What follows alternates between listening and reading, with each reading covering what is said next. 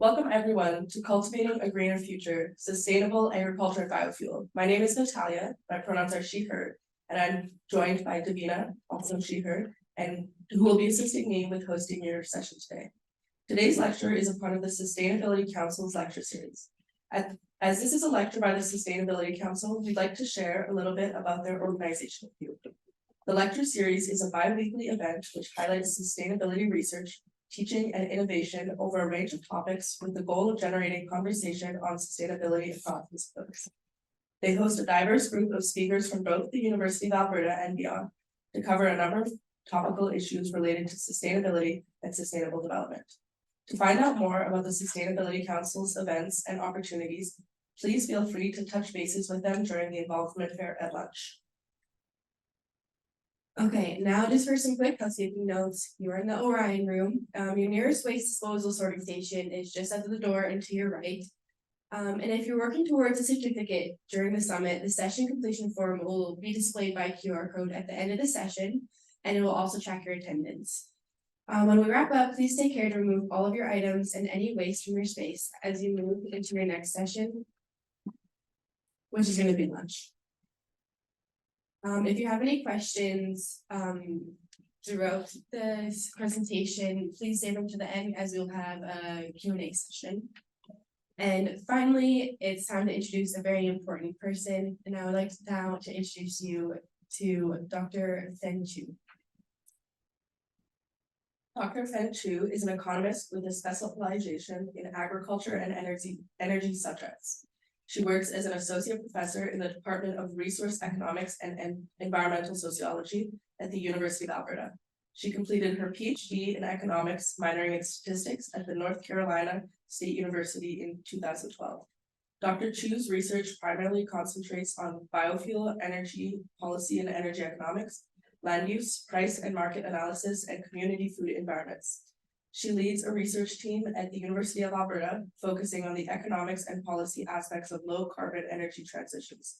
Since 2012, Dr. Qiu has published 39 peer-reviewed journal articles.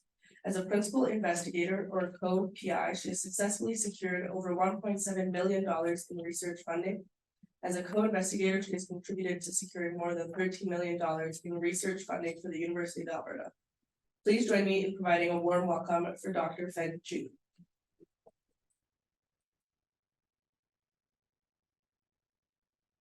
Thank you for that nice introduction.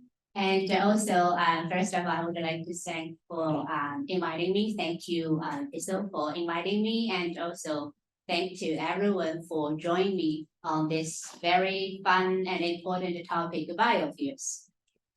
So there may be a little bit of delay. It's actually working pretty well, but you may see a little bit delay from the projection and compared to my laptop here. So the plan for my talk today is as follows. So I'll very briefly show you first the greenhouse gas emission from the transportation sector and to set up the stage for our extensive discussion of biofuels.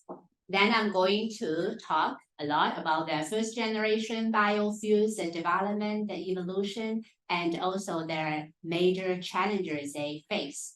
Then we will move on to the next generation, the second generation, mainly cellulosic biofuels. And we will discuss how Canada, we potentially can play a stronger role in this advanced biofuel sector.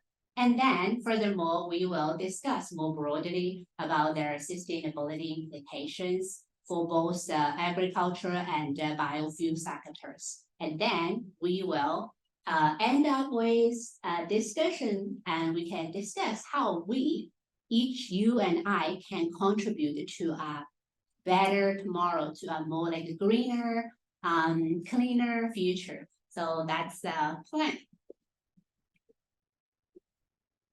Okay, so global warming, climate change is a very pressing issue nowadays.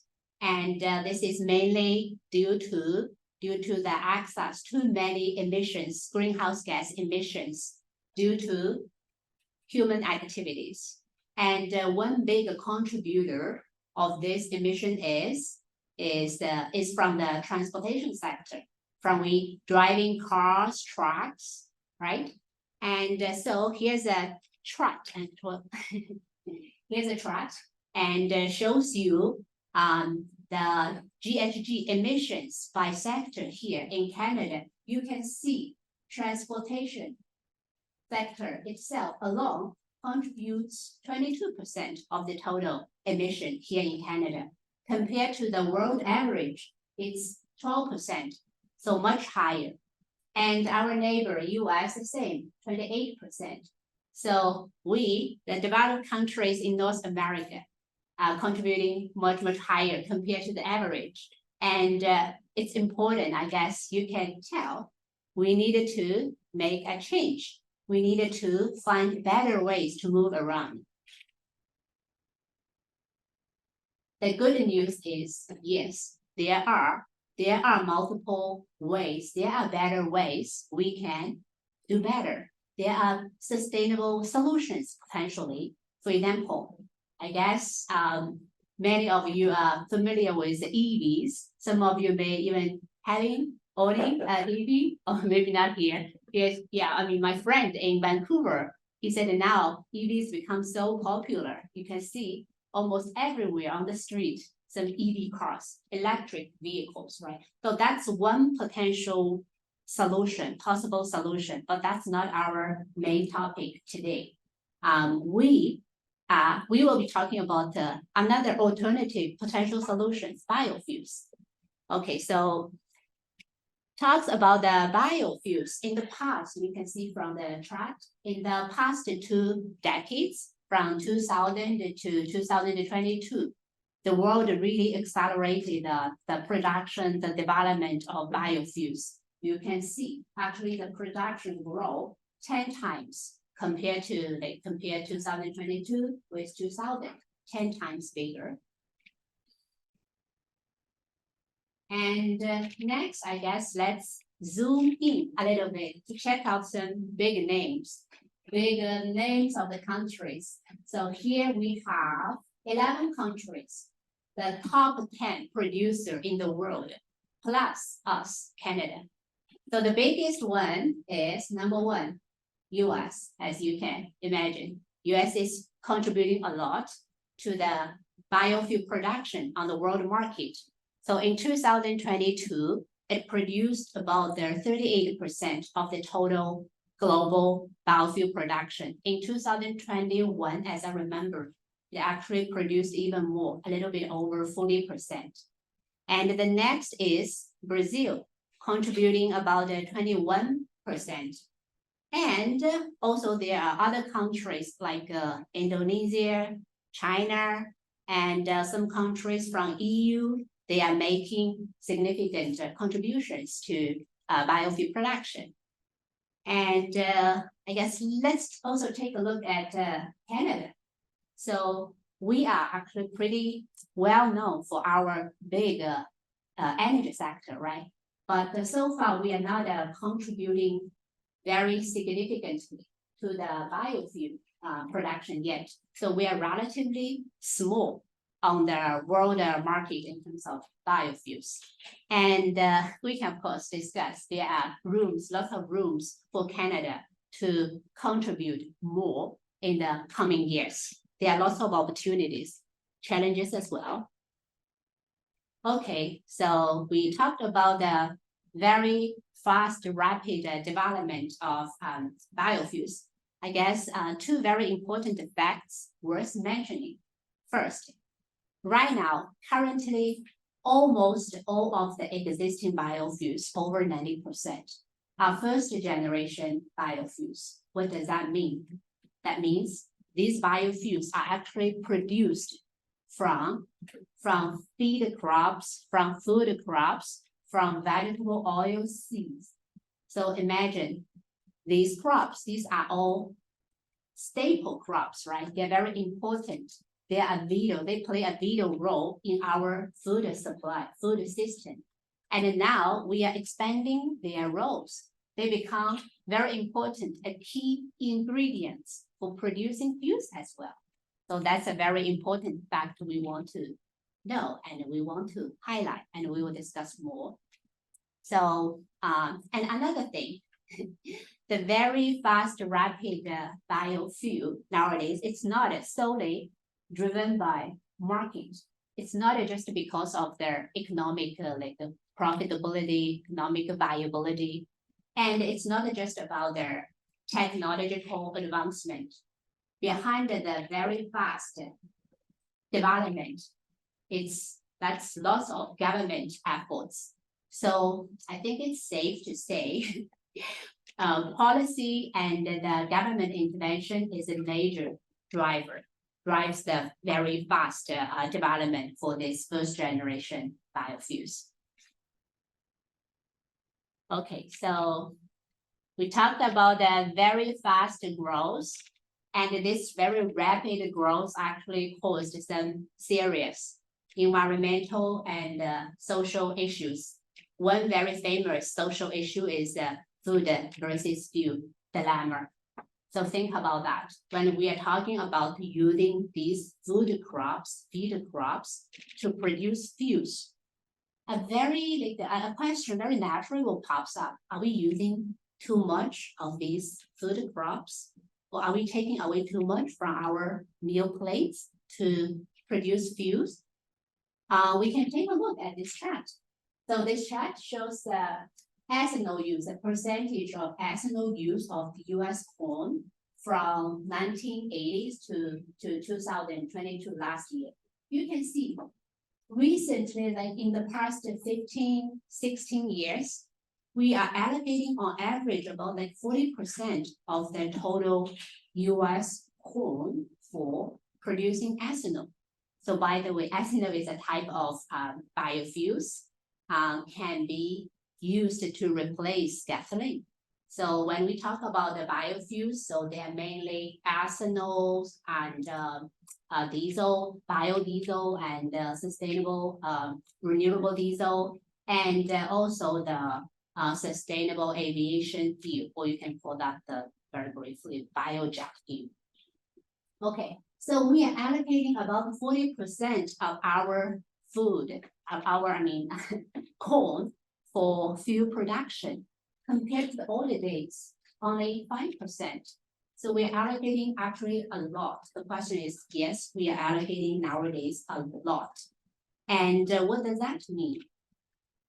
That probably means we are using these crops for fuel production, then we are reducing the crop, this kind of crops, a stable crop for food production. So reduced food supply means more expensive, less food affordability, right? And this will very naturally, you can imagine, threaten the food security. And it will add lots of difficulty to the population for the region that whenever getting food is already in the first place, is already a challenging thing, right? So yes, biofuel, it is renewable and it's green or greener compared to gasoline, but not necessarily sustainable, causes potentially serious issues like this one. Okay, so we talked about the food versus fuel, and biofuel, the first generation biofuel actually faces another very important and potentially serious issue, more on the environmental side. That's a land use change issue, but this is also related to the food versus fuel issue. So imagine, now we are allocating those lands, like initially for the food production purpose, growing food crops. Now we are using these crops as feedstocks for producing biofuel. So, but there's still demand for food, right? So we needed to potentially bring in lots of other land for further agricultural production purpose, crops, livestock, right? So where can we find these lands? So we are actually converting from forest land, from shrubland, grassland, wetland, peatland. So you can imagine this kind of land use conversion will cause lots of environmental issues, right? It's not hard to measure. Deforestation, loss of wetland, loss of peatland will cause serious issues. For example, biodiversity. And for example, maybe we are beyond the human food system, we are also taking away important habitat for those animal species, right? So it really potentially had lots of difficulties for the ecosystem. And meanwhile, think about in the first place, why we want to produce biofuels. Do you think why we want these biofuels? Because we said the transportation sector emits too much. We want to reduce the GHG emissions, right? But if we take a closer look, if we consider about this like indirect or direct land use change issue into consideration, then we will find actually if we do a life cycle assessment analysis, we're not contributing much to cut the GHG emission. Under certain circumstance, we're actually adding net, like more GHG emissions. So again, because of this, the first generation biofuel seems not to be that sustainable, right? Yes, again, it's renewable. Okay, so because of this and that, those serious limitations, challenges associated with first generation biofuels, now the world has spent lots of extra effort on the next generation, second generation, and beyond. So here, this chart actually shows evolution of the biofuels, biofuels production using different types of feedstocks. So the first generation we just discussed, mainly using food, feed crops, and then move on to the second generation, mainly using non-food resources. So this is a big one, relatively more promising and got lots of development in the past several years, well, maybe 7, 8 years. So for this second generation biofuels, the main feedstocks are, for example, crop residues, forest byproducts, and also dedicated energy crops, energy trees. They, in theory, they don't compete with our food supply, food system significantly. And in theory, they don't cause serious or significant indirect land use change. So this one is promising. And this one actually, I guess, leading the way now. So also there are third generation and beyond third generation, fourth generation. So using even more advanced feedstocks, materials, like the third generation, for example, algae is a big potential as a feedstock. And the fourth generation, I guess, scientists, they keep like further trying to pick the genes of algae for them and other microorganisms. So they want to change, genetically modify the gene and make the feedstock even more, I guess, environmentally friendly, can cut even higher level of GHG emission and even more greener, I guess. But these two, the third and the fourth, they are relatively still in the demonstration stage and not ready to move on to the commercialization yet. So okay, so that's the evolution of the biofuel production, biofuel development. Again, second generation is the key right now. And we just discussed Canada so far is not a big player yet. We only contribute to 1.4% in the world biofuel market, right? But to think about the second generation, potentially Canada can really play a very important essential role in this generation, in this more advanced sector. Why? Because we are Canada, right? We are we have lots of resources, with abundant resources from our forest sector and agriculture sector.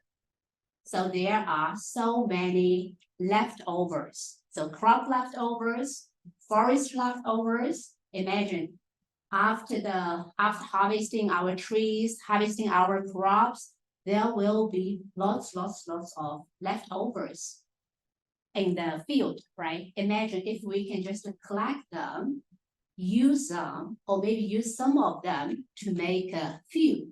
That will be amazing, right? So Canada has a very good, I guess, potential to be a big contributor in this advanced sector. Okay, so in 2020, my student and I did a very cool project, to try to answer a question. What's the potential for Western Canada, basically the three provinces, the prairies, Alberta, Saskatchewan, and Manitoba? What's the potential for us to contribute to produce ethanol biofuel, given based on the major crop residues or residues from these 4 major crops. So we did the assessment, and the results were actually very amazing. We found if we can collect all these residues, the color, the darker means the more the higher density. So means the more the volume, the amount of the residues high. So if we can collect all these residues and using these crop residues as a feedstock to produce ethanol, we can actually produce 10 billion gallons of ethanol. What does that 10 billion means? 10 billion means a lot, I can tell you. So in 2022, the total consumption of gasoline is about 10 billion, well, 10.5 billion gallons. And ethanol, slightly in terms of the energy efficiency, is slightly lower than gasoline, but they are close enough. Almost 1 liter of ethanol can replace 1 liter of gasoline. So imagine if we use these crop residues, we can replace almost the entire gasoline consumption here in Canada. And what does that mean further in terms of the environmental benefits? We can reduce about close to 92 million metric tons of CO2 emission. That's a lot. So that also, well, another another number very impressive is this is equivalent to remove 20 millions of gasoline powered vehicles from the road. How many we have in Canada in total? Approximately 25 million vehicles. And we can remove 20. If we go back to the slides, currently this sector is contributing 22% of emission. If we can cut back to only like 20%, so we will be dramatically reduce the GHG emission, right? Less than 6%, then compared to the 12% of the global average. Well, probably we become the world leading country in terms of the cutting the emissions from the transportation sector, right? So we have huge potential, and Canada potentially will be able to make a big contribution in this sector. But that's the theoretical potential. And let's also do a very, very important reality check. So far, we are actually making good progress. Don't misread me. Although it's a reality check, we are actually making very good progress already. So we have 2 big cellulosic or residue cellulosic based biorefineries already here built in Canada. One is in Edmonton, and another one in Ontario. And putting the two together, we have the total capacity 10.5 million gallons per year based on the built refinery capacities. It's not bad, right? But again, this is million, not the billion. We are far away from the billion yet. It sounds like we have the recipe for a feast, but right now we're only cooking a starter, right? So that's a reality. But behind this, I guess why this is so cool. Yes, please. I was just wondering, in Alberta, what is the cellulosic ethanol capacity? In Alberta, so this here 10 million gallon. So yeah, we can produce up to 10 million per year ethanol equivalent. Yeah, right now. But we are not actually producing that much. That's the capacity. Yeah, depending on their market like price. 10 million gallons per year is in Canada. This can here. This is for Edmonton, actually, AB for this plant specifically. So 10 million for Alberta, and we also have 0.5 in Ontario. And these are the only two listed biorefineries or ethanol refineries can produce this advanced cellulosic-based ethanols. Others are all first generation. Yeah. So yeah, you can imagine for the cellulosic capacity, we have 10.5 million, but the total capacity we actually have much higher. We have 560 something million, and I think we are producing close to the cap, close to the capacity. But again, majority of this capacity is first generation.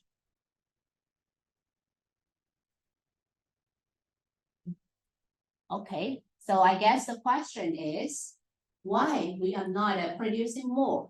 This is so good. This is so environmentally friendly and much more sustainable compared to the first generation. We have the resource and we have the passion, but why we're not producing that much yet? Because I guess you can imagine it's not economically viable yet.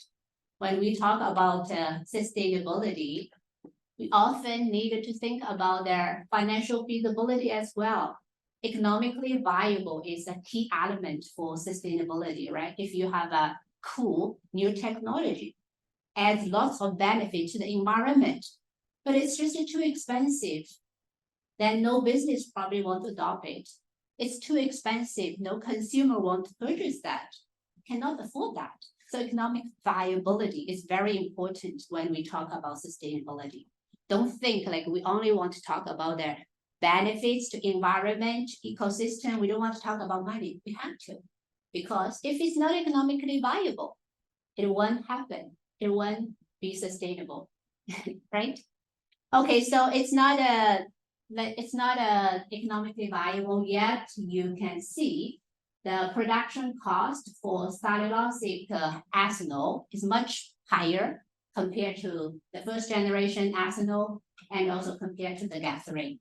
So almost 3 times, or actually a little bit more than 3 times compared to the first generation. So cellulosic, $1.20 to $2.60 on average, depending on feedstocks and also depending on the production pathway, depending on the technology we utilize, right? And the first generation corn ethanol, only about 40 to 80%, 80 cents per liter, and the gasoline 30 cents to 60 cents.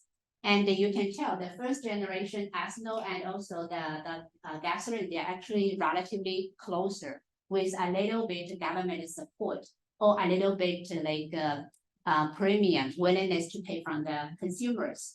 They can compete with each other. That's also why the first generation got us so like a fast, rapid growth in the first place. It's economically viable, but the cellulosic, the second generation, not yet. Okay, so we talked about the major, the biggest hurdle, economic viability. But beyond that, there are also a couple of things we can or we want to consider. So non-monetary, beyond the monetary consideration for the second generation, I listed three. These are the main three based on recent research my team and I conducted. So first, the soil quality. You can measure. Although we said second generation will relatively be less, I guess, will be relatively more sustainable and when add lots of costs to the environment and the ecosystems, but they will, eventually they will, I mean, you can imagine, also impact potentially the soil quality, land fertility. Why? Because we're talking about removing all these, or at least part of these residues from the field. And these residues are often very important, for example, for building up the soil organic matters in the long term, right? If you keep removing, you remove everything from the field, then it will have consequence in the long term for the soil quality, for the soil fertility. You can think about this like as like a bank. You keep withdrawing residues, and these residues represent nutrients, right? So if you withdraw too much, you keep withdrawing, not replacing any, not like refilling any, then eventually the soil, I guess the fertility will go bankrupt, right? So we have to think about that, and we have to keep a balance. Whether and to what extent we want to utilize these residues, not collecting them all. And yeah, so that's the soil quality consideration. And another thing is, so we said that may not need to bring in outside the land, I mean, outside from the agriculture into the agricultural production dramatically, but potentially there will still be impact on the land use, on the crop choice.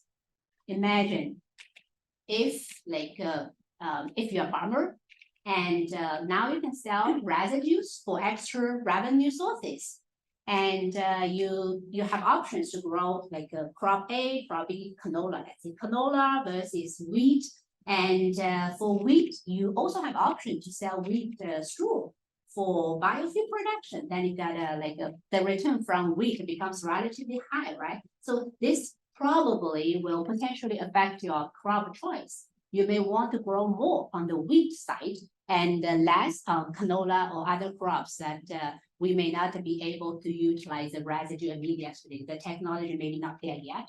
So in that case, biofuel production actually will affect the crop choice and land use. So I'm not going to explain the details, but this basically different color means different choice for crops. And here you can tell, depending on their market price for residue, farmers will make different decisions.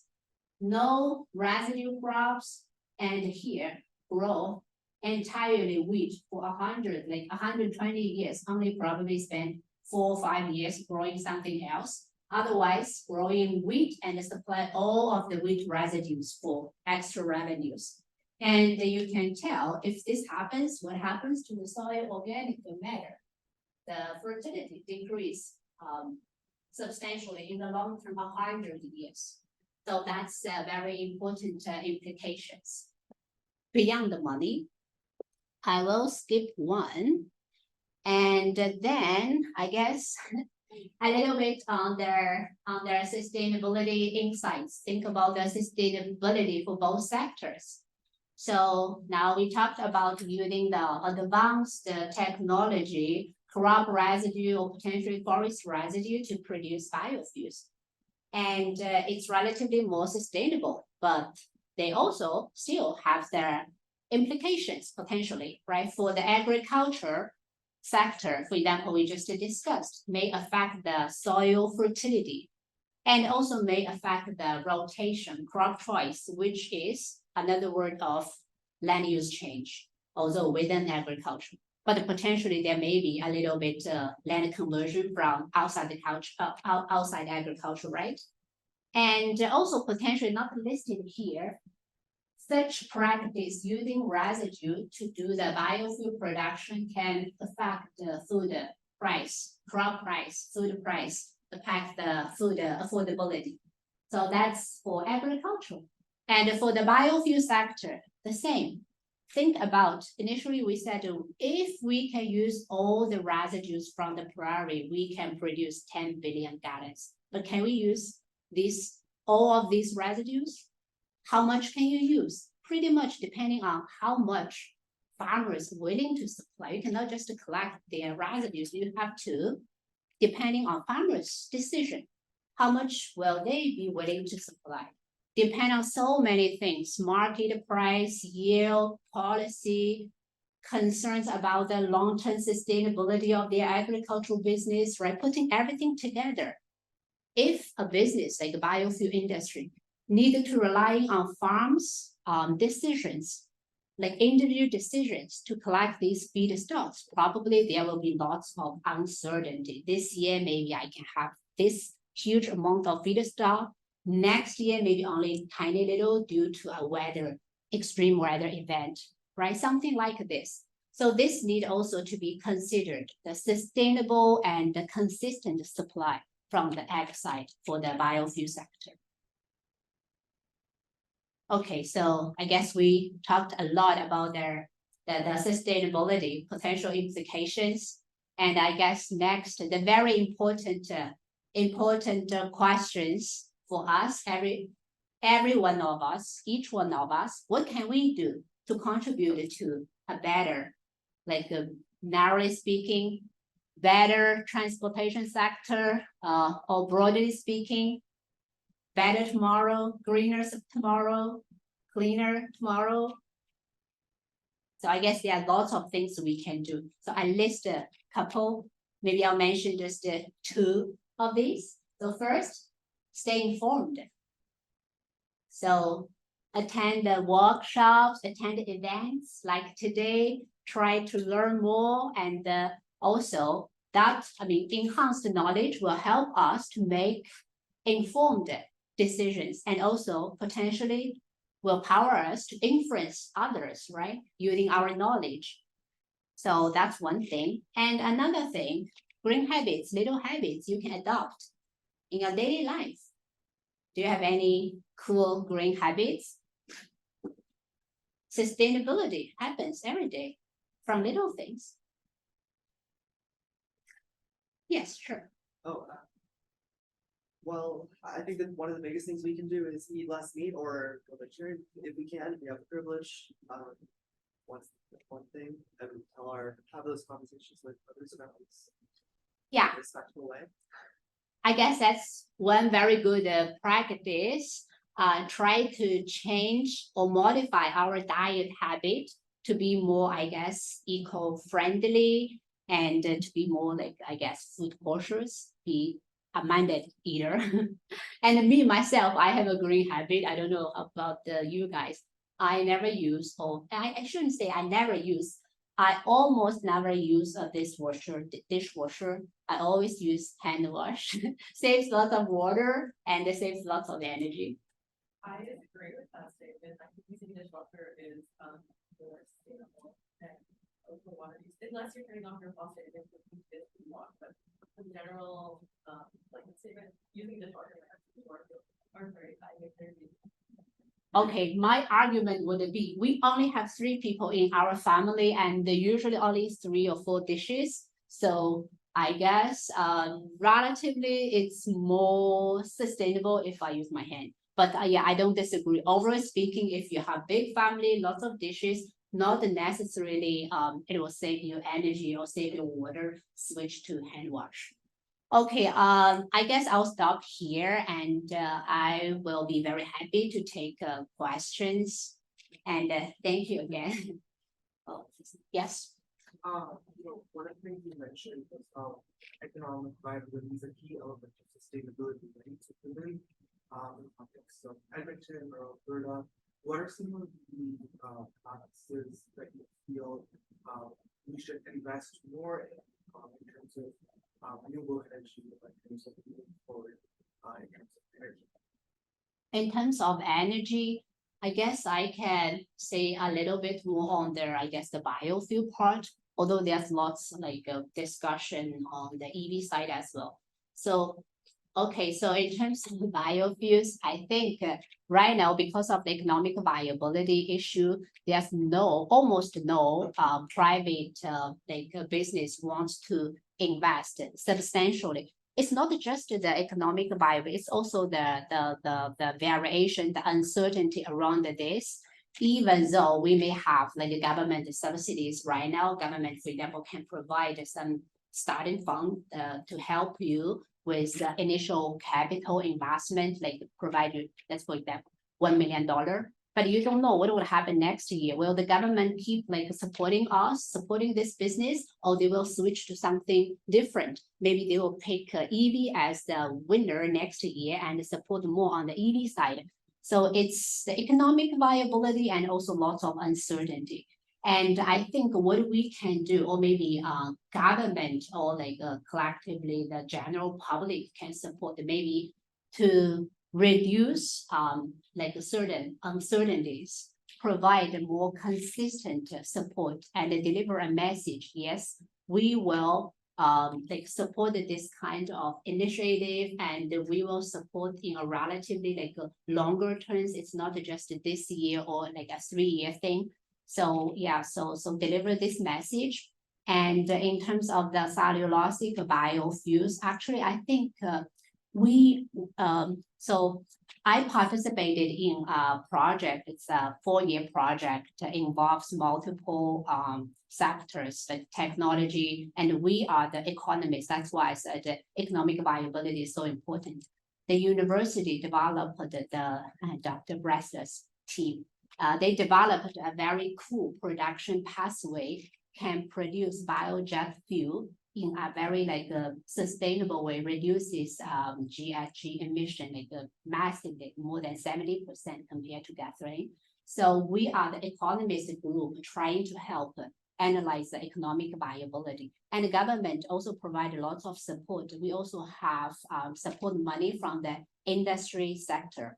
So we had a demonstration plant in Ontario, and now we are thinking of here having like a scale up, having a commercial size here in Alberta, and we are gaining like more support from the government side. So yeah, I'm not sure if I answered your question, but I guess it's lots of effort from different sectors, and the government definitely plays a very important role. And for this biofuels thing, there's something on planning the biojet fuel. Yeah.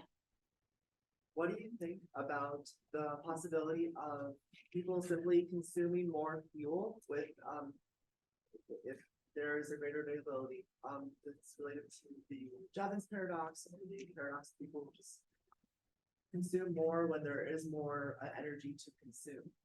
So yes, so I guess that's a very good question. So if we have more options and one day we make cellulosic fuels become very economically viable, will we encourage actually people to consume more, not consume less? Because now we have more options, we have clean ones, relatively not that clean ones, and all of them are affordable. So I guess that's also very important for you, the next generation, young guys, the next generation of leaders to do educational campaign, right? To help the public to make, I guess, mindful, informed decisions. It's not like we don't have to consume that much. It's only because there are lots of options. We can think about not just our like human societies. We also need to think about the environment and ecosystem services. So I guess, yeah, it's hard to tell definitely when we have more options, people will consume more or less. But I think if our goal is a cleaner, better tomorrow, then we have to do lots of educational campaign, this kind of events. Yeah. Yes. So earlier you mentioned that one of the challenges for switching to biofuels was that sometimes crop availability became an issue. And I was wondering if, since our society is so reliant on, especially in the West, on constant energy use and always having reliable energy. I was wondering if there were any advances being made towards like, making it more reliable so that things like droughts or blights or crop failure doesn't affect biofuel. Yeah, that's definitely another field. So we want to, I think scientists also working on this. We want to improve like I'll say the yield side, the more robust, the more continuous crop yields, which will contribute both to the sustainable agriculture and the potentially sustainable like the fuel sector relying on these crops as feedstocks. And yeah, so that's definitely a very important part. But in terms of the supply risk, the variation of supply, it's not just the weather, the weather impacts. It's also about, for example, the market situation. If it becomes very profitable, then farmers want to supply more. But if it's not profitable, even it's good for the environment, and the farmers, if they needed to collect everything and supply to the refinery, they don't gain anything. They actually will also negatively potentially impact their soil quality. They won't supply, even they have that. They don't have that incentive. And also this is also related to, again, like the government policy and also the educational campaign and I guess enhance people's awareness is, even though may not be like super economically profitable, but it will add value to the society, to the environment, and we can encourage like them to do this. Yes. In one of the earlier slides, you said that transportation is one of the largest contributors to greenhouse gases in Canada. And while we at the micro level take steps to lower our carbon footprint by either walking, biking, taking transport, like buses and trains instead of driving, how limited are we in any potential reduction to transportation greenhouse gases? Are we just based on our geography because of our size and our comparatively less dense population to other countries? Like if products come into the Port of Vancouver or the St. Lawrence Seaway, they have to be trucked or trained in. There's really no way around that compared to, say, Japan or the UK or Germany, which are both smaller countries and more populated. So their supply chain is easier to get around it. Yeah, so definitely this is one thing, especially applies to Canada. So we have huge size, the country, and relatively less, like a lower density in terms of the population, and we needed to we needed to just travel longer, drive more to like for the daily commute or like for the supply chain transportation thing. So yeah, that's all very realistic, and it's probably not fair compare us with countries like Japan or even China, because those, yeah, I mean, well, China is a big emitter as well. So yeah, let's say Japan. So it may not be fair to compare our situation with them, given the size of the country and also given the relatively like easy access to private vehicle. And also, yeah, so because of this, you can imagine it's actually very hard if we only rely on the gasoline, the petroleum-based fuel. You want to cut dramatically of your emission. That's almost like impossible, because we needed to do this kind of commuting, and there's not a huge room to cut. So that's also why we may want to actually change maybe the way we fuel our transportation sector. For example, use EV. Well, if all goes well, everything happens successfully, very smoothly, and then in the near future, or in the very, very not near future, and we may use those transportation methods have zero emission, then we can compare with other countries, even though we are traveling a longer distance. So it's comparable. Or we can switch to in the relatively like shorter term year to drop in biofuels, which can reduce the GHG emission, the density, the CO2 density to a comparable level. Otherwise, yeah, that will be very hard given our situation. It's not that we want to contribute that much, it's just given our reality, we have to travel. Yes. Yeah, I'm happy to take more questions after the session, and I'll join the lunch as well. And also you can always reach me with my email via email. I'm Alberta here, UAV based. Anytime. All students want to participate in cool projects and let me know. We have all kinds of projects. And our team very good working with different students. We work with undergraduate student, graduate student. Yesterday I was asking the volunteer, do we have high school student here? We never worked with high school student, but yeah, probably will be a cool thing to try. Okay, thank you again, everyone, for joining, and yeah, I will see you guys around. And thank you.